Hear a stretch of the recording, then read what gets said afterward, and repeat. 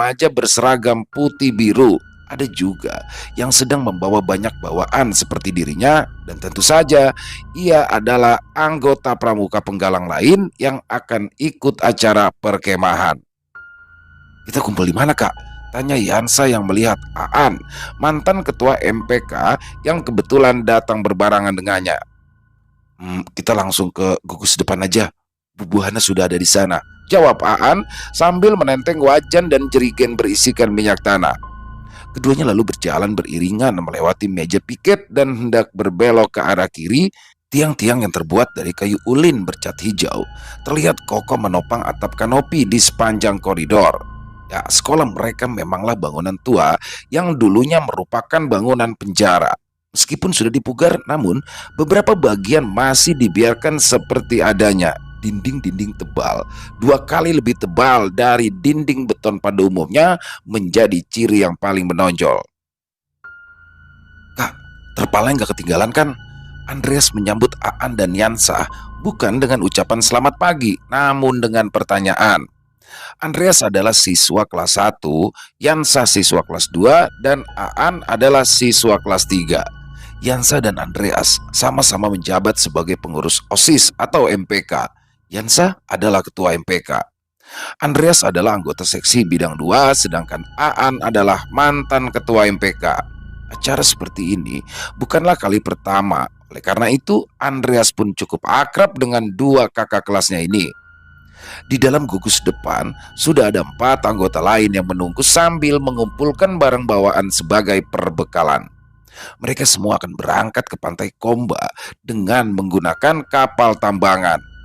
Perahu angkut berukuran besar beratap yang biasa digunakan untuk angkutan barang dan orang untuk menyeberang dan menyusuri sungai. Mereka bertuju hanya perlu menunggu 2 pembina yang merupakan alumni dari sekolah mereka, kakak-kakak mahasiswa yang sampai saat ini masih aktif dalam kegiatan pramuka di sekolah. Masih ada waktu, karena rencana keberangkatan mereka paling lambat adalah pukul 9. "Gimana? Sudah siap?" tanya Arya yang merupakan seorang mahasiswa dan alumni SMP 12 Sanaksara, tempat Yansa, Aan, dan Andreas bersekolah. "Sudah, Kak," ucap mereka serempak. 2 orang dewasa beserta 7 remaja itu melangkahkan kaki menyusuri lorong menuju gerbang sekolah untuk mencari angkutan kota berwarna merah marun untuk menuju dermaga di seberang sebuah pasar retail terbesar di Sanaksara. Sebenarnya mereka mendapatkan dana kegiatan untuk akomodasi menggunakan bus, namun kakak pembina memutuskan untuk menggunakan kapal tambangan agar adik-adik mereka merasakan pengalaman baru dan juga bisa menghargai alam. Karena bisa saja mereka melihat pesut yang tengah berenang jika beruntung. Aan terlihat lebih diam dari biasanya. Ia duduk melamun di atas atap kapal tambangan sambil menatap deretan pepohonan yang membatasi sungai. Terlihat kawanan kera yang melompat dari satu pohon ke pohon yang lain. Andreas sedang bercengkrama, sedangkan Yansa sedari tadi mendengarkan obrolan sambil memperhatikan Aan yang bertingkah tidak seperti biasanya. Masih tahun 2002, telepon genggam masih menjadi barang mahal dan merupakan yang tak bisa dimiliki oleh semua orang. Begitupun dengan mereka. Kegiatan untuk mengisi waktu di perjalanan hanyalah bercengkrama, tidur, atau mungkin membaca. Aan masih memikirkan apa yang tadi pagi sempat ia lihat di pintu ruang seni tari yang bersebelahan dengan gugus depan dan juga ruang OSIS. Ia memang sudah sering bersinggungan dengan mereka yang tak kasat mata. Ia bahkan sering melihat dan juga ditemani oleh sosok lelaki kurus ketika bolos sendirian di ruang OSIS. Namun yang ia lihat kali ini tak hanya penampakan, namun jemari yang memberikan tanda. Sebelum berangkat, ketika menunggu 2 kakak pembina, ia mengedarkan pandangan. Ia melihat telapak tangan dengan jemari yang kurus dan keriput memberikan tanda telunjuk yang digoyangkan ke kiri dan ke kanan, seolah melarangnya melakukan sesuatu. Asumsinya, itu adalah sosok yang sama yang biasa menemaninya ketika bolos jam pelajaran. Sosok lelaki kurus dengan kaki dirantai, penjelmaan seorang tawanan yang mungkin saja pernah dipenjara di gedung sekolah mereka. Tidak biasanya ia mendapatkan gestur seperti itu dari makhluk aneh yang muncul di sekitarnya. Biasanya mereka hanya menampakkan diri dengan wujud transparan dan diam di sudut ruangan. Pun jika bersuara, mereka hanya meringkik pilu dengan gemeretak gigi seperti tengah menggigil kedinginan. "Kenapa, Kak?" tanya Yansa yang tiba-tiba muncul di sampingnya.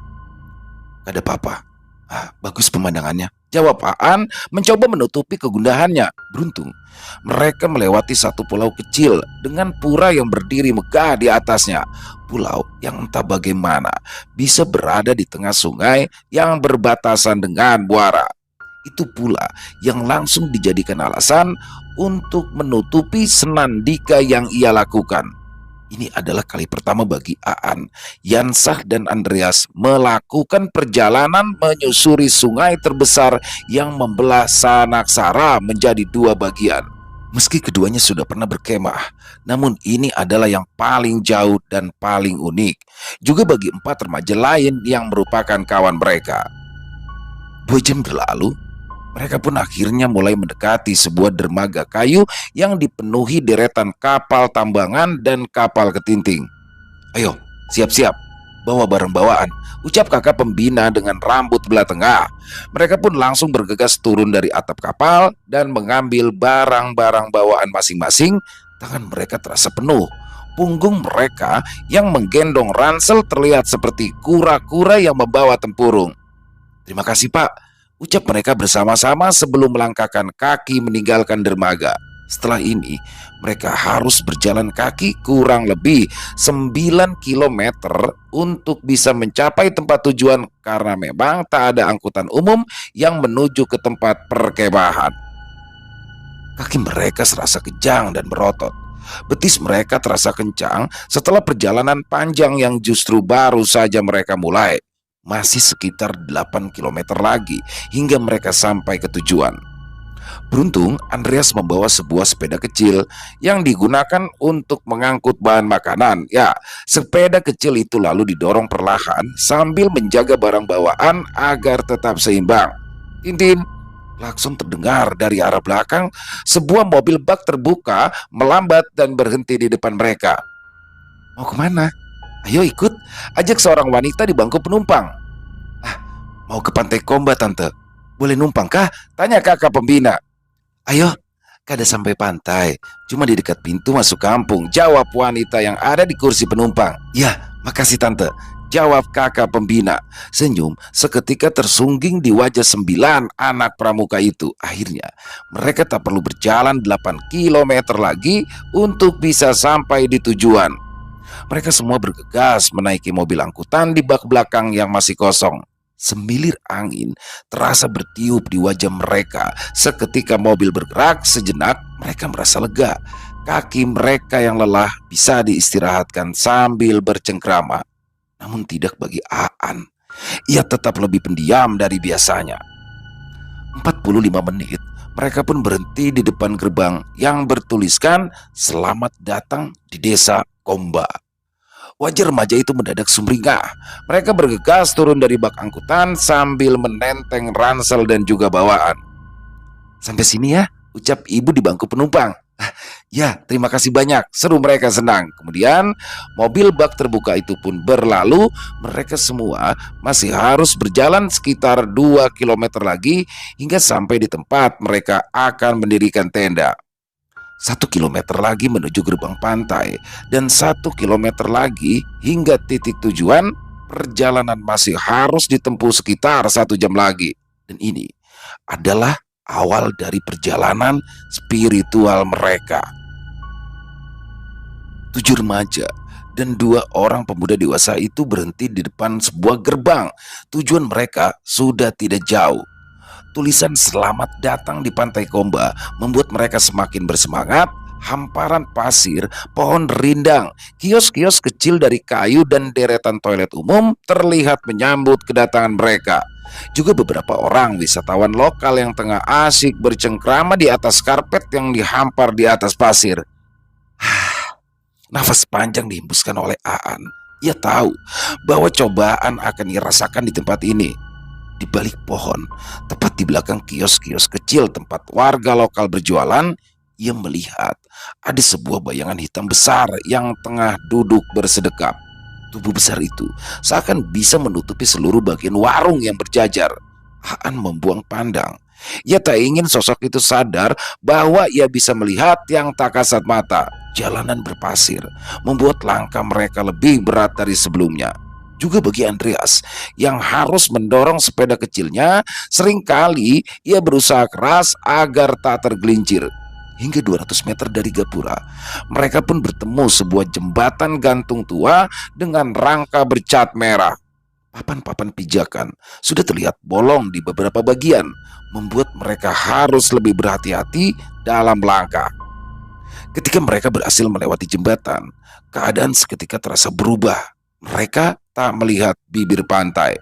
Hanya semak belukar dan pohon tinggi di kiri dan kanan, seolah mereka tengah berada di tempat berbeda. Matahari yang terik, jalan berpasir, sulur yang tersembunyi membuat perjalanan mereka terasa terjal. Mereka bisa saja tersandung sulur, atau mungkin tergelincir dan jatuh di rimbun tanaman semak yang berduri. Semua hal bisa saja terjadi. Ditambah mereka juga harus senantiasa menjaga adab ataupun ucapan. Jadi mereka jauh dari pemukiman, jauh dari rumah, jauh dari tempat paling ramai di pantai. Kini mereka benar-benar sendirian. Di sini gak ada orang lain ya kak? Tanya Yansa yang sedari tadi terus menoleh ke kiri dan ke kanan sembari memperhatikan jalan. Ada. Kadang warga lokal ke area dalam buat memeriksa jala di pantai. Karena mereka tidak mungkin pasang jala di bagian depan, sementara turis main-main di pantai. Jawab kakak pembina bernama Rama. Jawaban dari Rama membuat Yansa sedikit bernafas lega. Akhirnya ia tahu bahwa mereka tak sepenuhnya sendirian di tengah hutan yang berbatasan langsung dengan pantai. Sedari tiba di pantai, pikiran buruknya terus saja menari-nari di dalam benak. Ia takut akan terjadi sesuatu.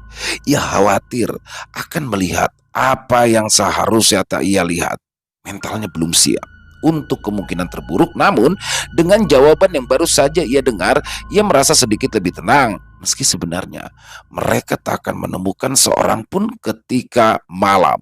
Hanya mereka sendiri yang bisa saling menenangkan dan saling menguatkan. Ah, itu tempatnya di sana, seru Rama sambil menunjuk ke sebuah pendopo di depan. Aan, Yansa dan Andreas seketika tersenyum. Namun senyuman Aan langsung memudar ketika ia melihat sekitaran pendopo.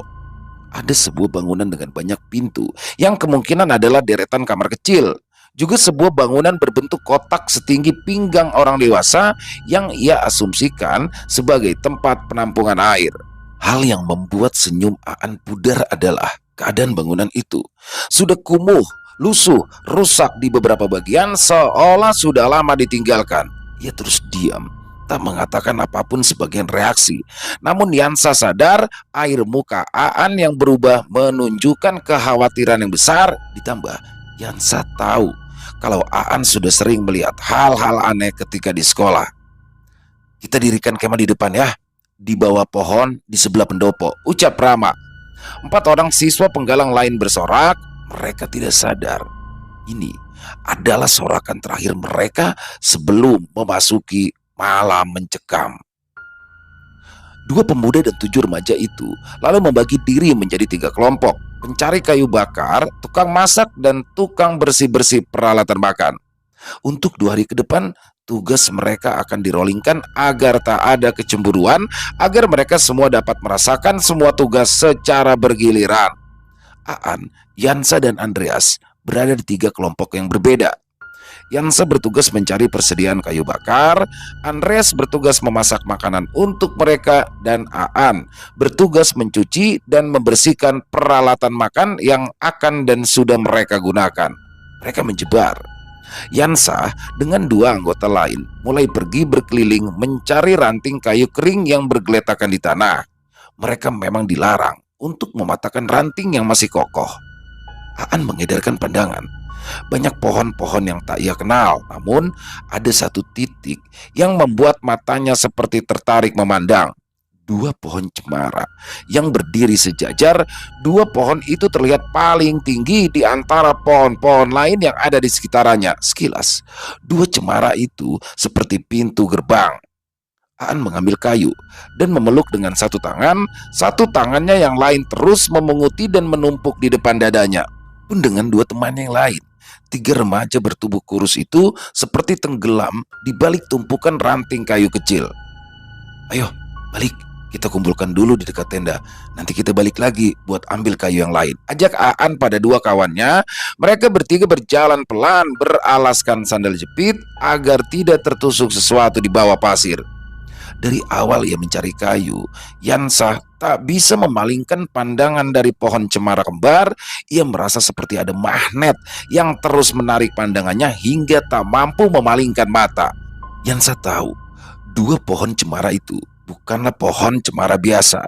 Ada sesuatu yang selalu menarik perhatian yang tak apa. Bahkan ia masih memperhatikan dua cemara itu dari dekat tenda. Perasaannya berkecamuk, perasaan tidak tenang mulai menyergap pikirannya. Perkemahan ini bisa saja menjadi momen terlama bagi mereka. Sepertinya api unggun menyala terang, makan malam sudah dilakukan. Beberapa materi pun diberikan sambil mengobrol santai di sekitaran api unggun. Ketujuh remaja itu mencatat di sebuah buku kecil yang biasa mereka simpan di saku celana. Kebetulan, celana mereka memang tipe kargo yang memiliki saku di samping dan bisa disambungkan menjadi celana panjang. Andreas asyik memakan mie instan kering. Yansah sibuk memerhatikan sekitar, namun kedua bola matanya masih saja tertarik ke pohon cemara kembar. Berbeda dengan Aan, ia masih saja mematung, memandangi api yang menjilat batang ranting hingga habis menjadi arang. Pikiran masih saja tidak tenang, ditambah baginya malam ini semakin mencekam. Banyak hal-hal aneh yang sedari tadi berkelebat di sudut matanya, ditambah tempat mereka bercengkrama menghadap pohon yang dijadikan tambatan tali tenda, yang mana di atasnya sudah bertengger sesuatu yang sedari tadi memperhatikan mereka satu persatu. Sesosok bayangan hitam tengah duduk berjongkok di atas pohon besar, mata merah menatap mereka bersembilan. Tak terlihat seringai, tak terlihat ekspresi, hanya sepasang mata merah yang nyalang.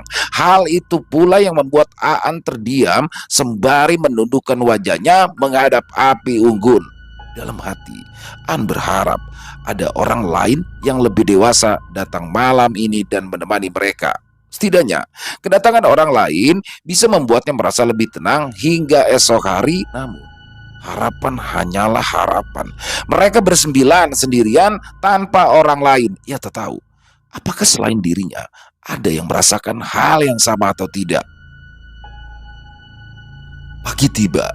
Matahari muncul dari batas cakrawala yang berbatasan langsung dengan laut. Seketika, tujuh remaja dan dua pemuda itu bangun dan duduk bersama di sebuah hamparan pasir di bibir pantai. Air laut yang surut membuat mereka bisa bersantai lebih dekat dengan lautan. Malam telah dilewati tanpa gangguan yang berarti, namun tidak dengan Aan dan Yansah. Sesungguhnya mereka sudah merasa tak nyaman sejak kemarin, namun keduanya serempak diam tanpa memberitahukan pada yang lain. Yansah sebenarnya bukanlah remaja yang sensitif, namun ia sudah sering bersinggungan dengan yang tak kasat mata sejak kecil. Seringkali ia berada di situasi dan kondisi yang salah tanpa ia sadari. Ia sudah mengenal hal-hal yang tak kasat dari keluarganya yang masih menjunjung tinggi budaya. Oleh karena itu, ia sangat berhati-hati ketika ada rencana untuk perkemahan kali ini. Sejak kecil, ia sudah diajarkan tentang tradisi, baik kepuhunan, kepidaraan, atau yang lain. Karena itu ia sangat berusaha menjaga sikap. Sambil mengobrol, sebagian dari mereka memutuskan untuk bermain sepak bola. Ya, mereka sengaja membawa sebuah bola plastik untuk sekedar bermain-main. Andreas berjalan menyusuri bibir pantai. Ia menoleh ke kiri dan ke kanan hingga matanya tertarik akan sesuatu. Jauh dari tempat mereka mendirikan tenda, tepat di bibir pantai yang agak dalam, ia melihat jaring-jaring yang ditancapkan dengan bila-bila kayu serupa pagar. Jaring-jaring yang sudah tentu dibuat oleh warga sekitar untuk menangkap ikan. Wah, Ini lumayan. Sebuah ide langsung terlintas di dalam kepalanya. Tiba-tiba ia terfikir untuk mengajak kawan-kawan yang lain untuk meminta atau membeli beberapa ikan jika pemilik jaring lewat ketika sore. Berkemah tidaklah harus selalu makan telur dan mie instan. Ada makanan lain yang seharusnya bisa mereka konsumsi untuk makan malam. Bakar ikan di alam bebas tentu saja akan menjadi hal yang sangat menyenangkan. Setidaknya itulah yang terlintas di dalam pikirannya. Kegiatan siang ini tak ada yang berarti. Mereka hanya menikmati suasana sambil masak makan siang dengan petugas yang sudah di rolling. Yan, hari ini berarti kita yang dapat tugas cuci alat makan, ucap Aan, mengingatkan kepada Yansa yang terlihat melamun melihat kapal di kejauhan. Santai, nanti biar saja aku yang nyuci. Kan, biar senterin saja ya, jawab Yansa. Yansa sadar mengambil tugas mencuci peralatan akan lebih baik baginya karena hanya akan fokus ke benda yang sedang ia bersihkan. Terlebih, tempat mereka mencuci sepenuhnya gelap dan membelakangi hutan dan juga deretan kamar kecil yang terbengkalai. Ketika siang hari, kamar kecil itu masih tidak terlihat seram. Namun ketika malam tiba, tentu saja keadaan akan berbanding terbalik. Tanpa pencahayaan, tanpa listrik, dan tentu saja kamar kecil itu akan terasa jauh lebih menyeramkan. Selepas makan siang, Yansa mulai mengumpulkan peralatan masak dan peralatan makan, lalu mencuci sendirian di sebelah penampungan air. Tak ada rasa takut, masih siang dan tak menyeramkan sama sekali. Ia bahkan berani mengambil air sendirian ke dalam hutan lewat jalan setapak. Yansa sama sekali tidak merasa takut, meskipun ia masih saja tertarik dengan dua pohon cemara di sebelah selatan tenda mereka. Angin yang sepoi membuat 9 orang itu merasa mengantuk, kenyang, dan merasa nyaman dengan keadaan, membuat semuanya memutuskan untuk membaringkan diri di dalam tenda yang tak sepenuhnya tertutup. Ada juga yang merebahkan diri di pendopo sambil memiringkan badan menatap hamparan laut yang airnya sama sekali tak berwarna biru. Waktu berlalu, sudah hampir setengah 5 sore. Andreas memperhatikan sekitar, namun tak ada warga lokal yang lewat karena ia ingin sekali membeli beberapa ikan dari jaring yang sudah terpasang dari kemarin. Namun sang pemilik tak kunjung menampakkan batang hidungnya. Kak, di situ ada jaring ikan. Dari kemarin yang punya nggak datang. Daripada ikannya mati, mending kita yang ambil. Nanti kita bayar kalau yang punya datang, ucap Andreas pada Rama. Gayung pun bersambut, bukannya melarang. Rama justru mengiyakan ide Andreas yang sebenarnya salah. Mereka berdua kemudian berjalan menjauh dari kerumunan menuju jaring-jaring yang terpasang di bibir pantai. Keduanya lalu melepaskan celana panjang yang mereka kenakan dan kini hanya memakai celana pendek. Mereka mulai mengangkat jaring dan mengambil beberapa ikan yang tersangkut. Ikan-ikan itu hampir mati. Dan itulah semakin membuat mereka dengan semangat mengambil ikan daripada mati. Lebih baik mereka yang makan. Setidaknya itulah yang ada di dalam pikiran mereka. Dan itu sangat masuk akal. Namun justru itulah yang menjadi pintu pembuka teror yang sedari kemarin sudah mengawasi mereka.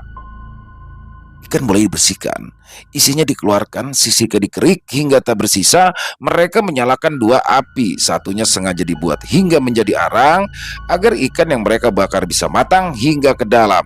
Asap beraroma sedap menguar ke sekitaran.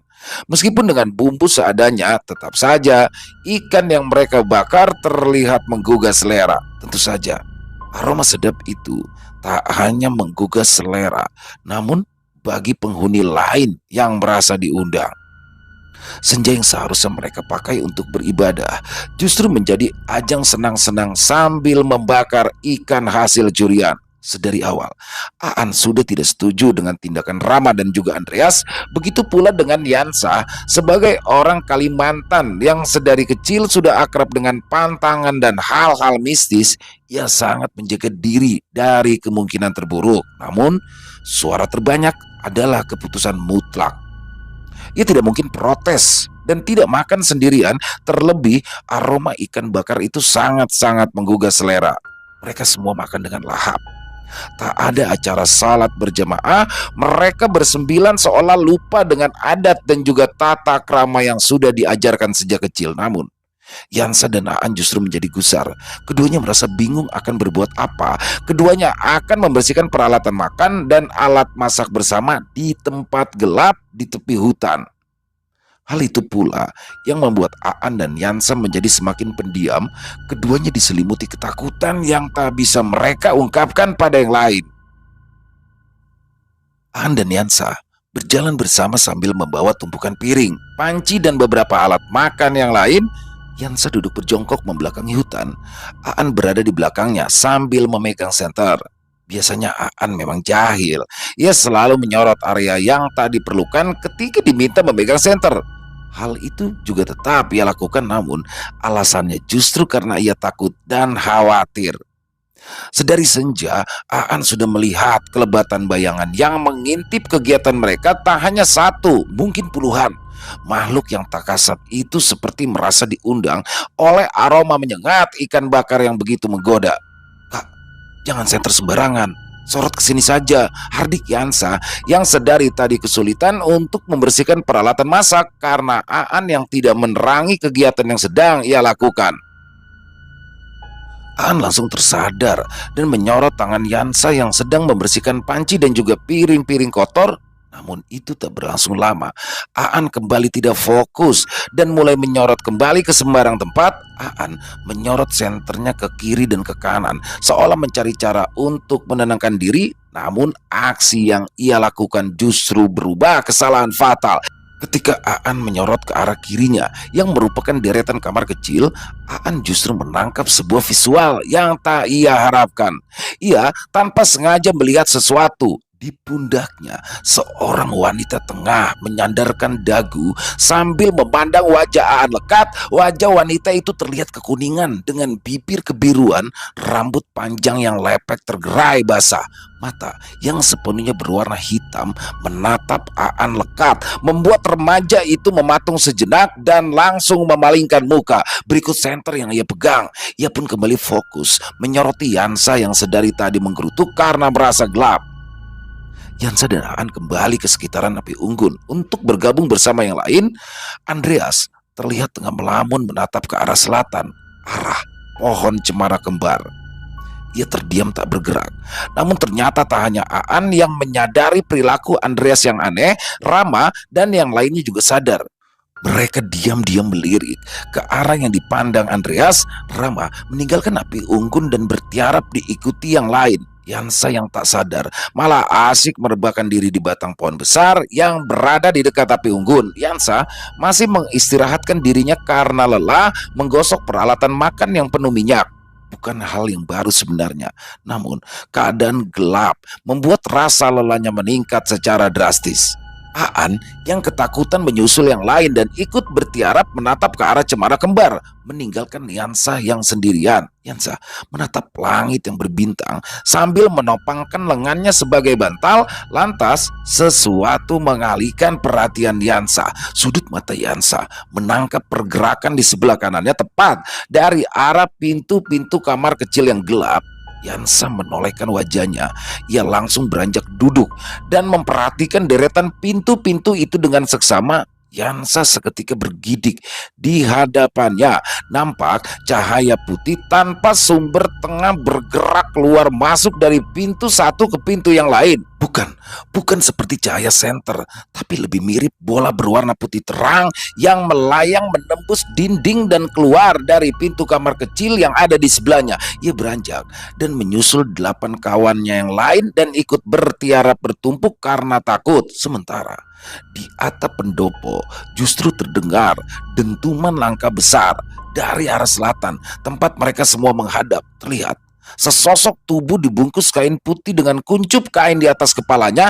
Sosok pocong tengah berdiri melayang 30 cm dari tanah sambil menggerak-gerakkan tubuhnya dengan tangan yang bersedekap. Pocong itu tepat berada di antara dua cemara kembar. Yang paling tinggi di tempat itu pohon yang dianggap sebagai gerbang oleh Yansa.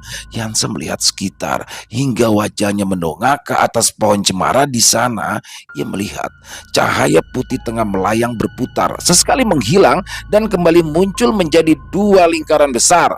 Yansa pada awal berpikir bahwa itu adalah lampu sorot yang sering dipakai ketika ada ekspo, namun mendung tebal di arah selatan membuatnya menafikan kemungkinan yang sempat muncul di kepalanya. Mereka bersembilan mulai panik. Kemunculan sosok pocong di antara dua pohon cemara seperti pembuka teror bagi mereka. Ditambah suara tawa wanita yang mulai terdengar lirih di telinga mereka. Hal ini membuat Aan langsung menoleh ke sekitaran hingga matanya menangkap satu titik. Di jalan setapak, tempat mereka mengambil air tawar, sesosok wanita dengan tubuh menguning dan mengenakan pakaian dalam berdiri kaku menatap mereka. Mata yang sepenuhnya hitam, rambut yang lurus, lepek dan basah tergerai, juga bibir yang menggigil tampak jelas. Wajah Aan memucat. Ya, itu adalah sosok wanita yang tadi sempat menyandarkan dagu di pundaknya sambil tersenyum. Tanya itu, bayangan-bayangan hitam yang muncul dari balik pohon justru mulai memadat dan membentuk tubuh-tubuh kaku. Tak ketinggalan, sesosok wanita dengan rambut acak-acakan justru tengah mengayun-ayunkan kakinya dari atas dahan pohon yang tipis. Gaun putih panjang yang menjuntai hingga ke tanah yang ia pakai melambai-lambai tertiup angin. Kelopak mata yang hitam, wajah yang putih pucat, seperti sengaja divisualkan untuk menghantui mereka semua. Gimana nih kak? Tanya Yansa pada Rama yang dianggap paling bisa mengambil keputusan. Surah Yasin dirapal dengan serampangan tanpa tajwid. Ketakutan yang memuncak membuat mereka tak mampu membaca dengan benar. Gak tahu, kita gak mungkin pergi dari sini malam-malam seperti ini, jawab Rama yang otaknya kini mulai buntu. Kalau makin banyak, mau gak mau kita harus pergi, lanjutnya lagi sambil menatap ke sekitaran. Ya, mereka seolah seperti terkepung. Kesalahan fatal baru saja mereka lakukan tanpa sadar. Pantangan paling mudah dan paling sering disebut oleh orang-orang justru mereka lakukan dengan sadar, membakar ikan dan sesuatu yang berbau menyengat, membuat mereka tanpa sadar telah mengundang penduduk tak kasat mata yang memang sudah lama bersemayam di tempat itu. Aan semakin tak kuat. Sosok yang kini telah memadat seperti manusia dengan wajah pucat terlihat berada di balik pohon yang jaraknya lebih dekat dari sebelumnya. Ia ingin sekali protes sejak sore tadi. Sekarang perasaan itu semakin besar. Apalagi Rama sempat mengatakan bahwa mereka bisa saja meninggalkan tempat itu jika gangguan semakin gencar, yang menurut Aan itu adalah hal yang bodoh dan serampangan. Ya, mereka bisa saja tersesat atau disesatkan. Belum lagi bahaya yang menunggu mereka ketika harus melewati jalan setapak dan juga jembatan gantung. Perjalanan yang mereka tempuh selama 45 menit di kala siang bisa saja menjadi berjam-jam lamanya. Yansa dan Aan berdiri dan saling berpandangan. Meskipun mereka beda angkatan, namun keduanya akrab dan sudah saling mengobrol. Hitung. Aan mengucapkan sesuatu tanpa suara, memberikan kode pada Yansa untuk menghitung jumlah mereka. Dengan khawatir, Yansa mulai menghitung jumlah mereka satu persatu dengan menunjuk-nunjuk tanpa suara.